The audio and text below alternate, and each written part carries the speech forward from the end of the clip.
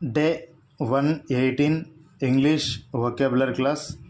First word expert నిపుణుడు, explain వివరించుట, explanation వివరణ, explode పేలుడు, explore అన్వేషించు, explosion